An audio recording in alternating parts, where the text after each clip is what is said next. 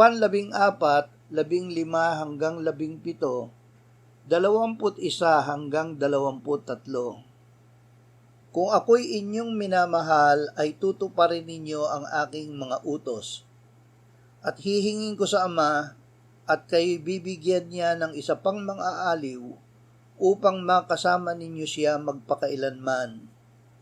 Ito ang espiritu ng katotohanan na hindi kayang tanggapin ng sanlibutan, sapagkat siya'y hindi nito nakikita o nakikilala man. Siya'y nakikilala ninyo sapagkat siya'y nananatiling kasama ninyo at siya ay mapapa sa inyo. Siyang mayroon ang aking mga utos at tinutupad ang mga iyon ay siyang nagmamahal sa akin. At ang nagmamahal sa akin ay mamahalin ng aking Ama at siya'y mamahalin ko at ihahayag ko ang aking sarili sa kanya. Kung ang isang tao ay nagmamahal sa akin, ay kanyang tutuparin ang aking salita, at siya'y mamahalin ng aking Ama, at kami lalapit sa kanya, at kami gagawa ng tahanang kasama siya. Hindi pakiramdam.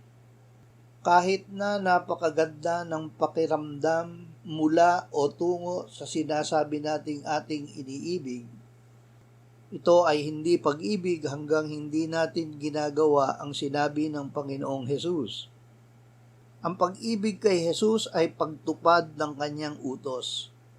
Ang mayroon ng kanyang utos at tumutupad niyon ang umiibig sa kanya at minamahal niya at ipinapahayag ang kanyang sarili sa kanya.